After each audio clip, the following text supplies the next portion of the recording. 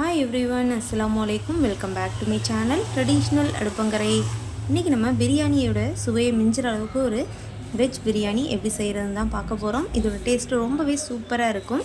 Mutton சிக்கனில் தான் நம்ம ஸ்பெஷலாக சூப்பராக செய்யணும்லாம் கிடையாது. நம்ம வெஜ்ஜிலையும் சூப்பராகவே ட்ரை பண்ணலாம். கண்டிப்பாக நீங்களும் இந்த வீடியோஸ் ஃபுல்லாக பார்த்ததுக்கப்புறம் ட்ரை பண்ணி பாருங்கள். எங்களோட குட்டீஸ் எல்லாம் காய்கறி சாப்பிட மாட்டாங்க. ஸோ இப்போ இருக்கிற குட்டீஸ் எல்லாருமே காய்கறி பொதுவாக சாப்பிட மாட்டாங்க. ஸோ இந்த மாதிரி நல்லா நைஸாக சாப் பண்ணி எடுத்துக்கோங்க. இந்த மாதிரி நைஸாக சாப் பண்ணிட்டு எடுக்கும்போது நல்லா வதங்குறதுலே கரைஞ்சிரும். 4 பெரிய சைஸ் வெங்காயம் கட் பண்ணி எடுத்துக்கலாம். அப்புறம் நான் அரிசியை தண்ணியில் போட்டு ஊற வச்சிடலாம். காயெல்லாம் வெட்டினதுக்கு பிறகு குக்கரை ஸ்டவ்வில் வச்சதுக்கு பிறகு அரிசியை தண்ணியில் போட்டுடலாம். இப்போ 1 ஸ்பூன் ஆயில், 1 ஸ்பூன் நெய் சேர்த்துக்கிறேன்.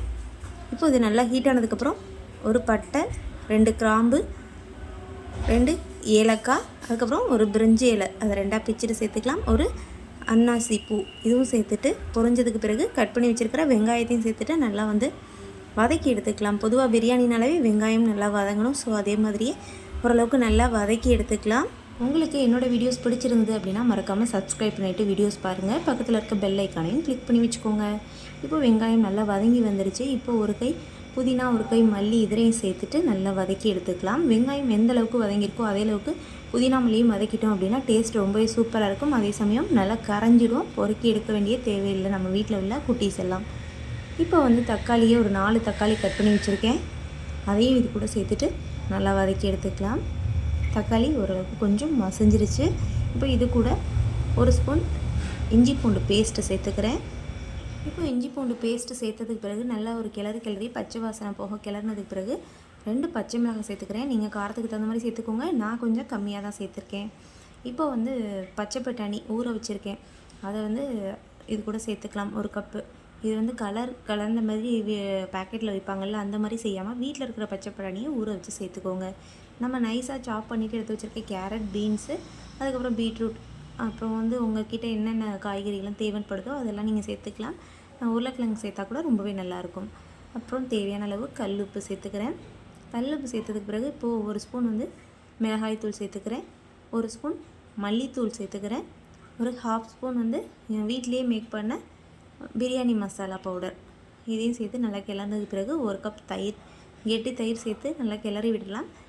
அப்புறம் 1க்கு 2 தண்ணி சேர்க்கணும். ஸோ நான் இன்றைக்கி துளசி பச்சரிசி தான் எடுத்திருக்கேன். இதுக்கு 1க்கு 2 கரெக்டாக இருக்கும். இதே பாஸ்மதி ரைஸ்னால் ஒரு 1/2 கப்பு நீங்கள் கம்மி பண்ணிக்கலாம்.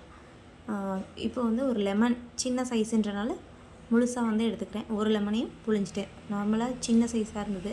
நீங்கள் பெருசாக இருந்தது அப்படின்னா கொஞ்சம் பாதி போட்டாலே ஓகேவாக இருக்கும்.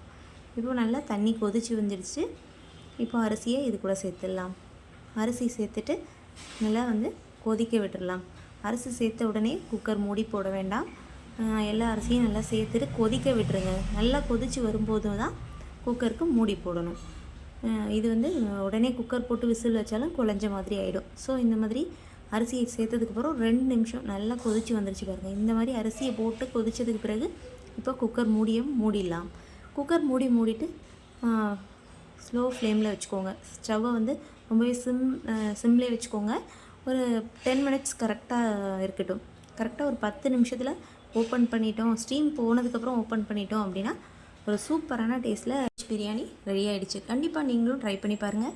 பார்க்குறதுக்கே ஒரு கலர்ஃபுல்லாக சூப்பராக வந்திருக்கு பாருங்கள்.